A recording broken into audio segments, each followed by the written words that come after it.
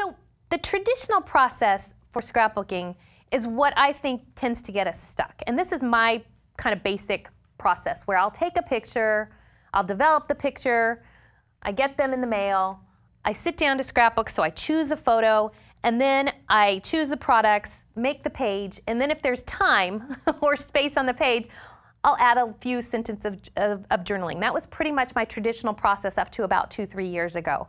And as a result, some of the pages that I created were pretty, when I look back at them now, pretty bland, actually. There's not a lot of story there, there's not a lot of emotion. There might be beautiful pages, and I'm going to show you some of them, but there wasn't a lot of emotion and feeling in them.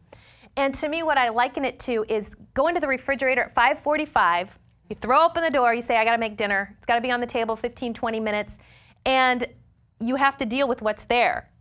There's not time to run out to the store. There's not time to do any major prep work. It's too late to throw something in the crock pot. So you're faced with whatever's in the fridge. So this person looks like they're having pineapple and Hershey's syrup for dinner. But you know, have you ever been there where you're like, okay, we're having spaghetti again because that's what I have. And then, you know, you're bored with cooking it. Your family's bored with eating it. And that's how your scrapbooking can end up too, because you can only scrapbook with the photos you have if you're starting with the photos.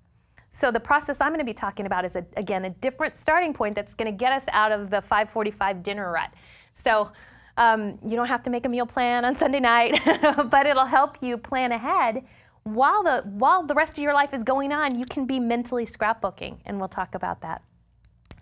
The reason this process doesn't work is a few reasons. One, it only tells part of the story. If you're scrapbooking directly from your photos, if you don't have a photo, you don't have a page. If you're limiting yourself to the photos. And what Tracy said earlier, just because I don't have a photo doesn't mean it didn't happen. We're going to be talking more about that. But as far as our scrapbooks go, traditional process, you got to have a photo. But we're going to move away from that. Also, it can feel like a competition, like how many pages did I get done? I mean, you've probably gone on message boards where people have their page count down at the bottom of, I'm going to make 472 pages this year, or I'm going to die, you know. And that's great, but I would rather have 1 or 2 meaningful from the heart pages than 472 that are beautiful pages but don't say a lot, that they're basically glorified photo albums. Also, we focus on the visual rather than the emotions. And that may seem weird because scrapbooking is very much a visual hobby. We're dealing with things we can see, but when we only deal with these things here, we're missing all the things that are going on here and in our hearts because we might not have photos of them. And also, many times we can miss out on the real stories, again, because we don't have photos of them, because they were so encompassing to us, or they go beyond a photo.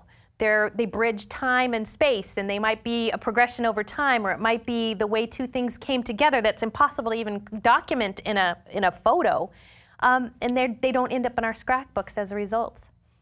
And then it can also pull into our tendencies towards perfectionism, where when we're focusing on the stuff, then the stuff has to be right.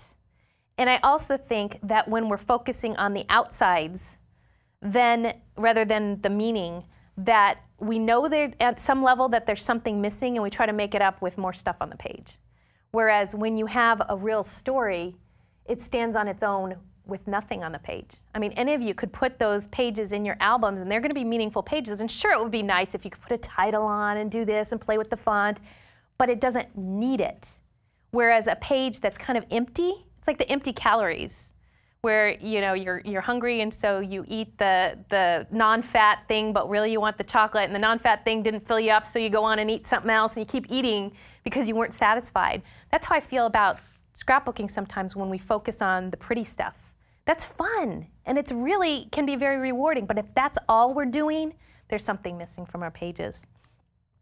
So if we feel stuck and we start feeling guilty because we're spending all this time and money and it doesn't feel like it's good enough, and we feel lost in the stuff, then is it any wonder that sometimes we don't want to scrapbook? Because our emphasis might be in the wrong place. So as a result, we start scrapbooking because we feel like we should. Like, well, I scrapbooked 2 albums for my youngest, so I better, or my oldest, so I better scrapbook more for this one, make sure they have the same number of pages, and it becomes an obligation versus something that we're doing from our heart. And also the pages can be inauthentic, and you get those pages that say, oh, we had a great time at the zoo and everybody was happy and da-da-da-da-da, and you know in your heart that it was a lousy trip to the zoo because the little one was throwing a fit the whole time, the middle one wouldn't put his shoes on, and the oldest one got thrown off the ride because he spit on somebody. Now those are the stories that I would like to see in your scrapbooks, because that's what's going in my scrapbooks. It makes you a real person, not just, it was a lovely day and we looked at the giraffe.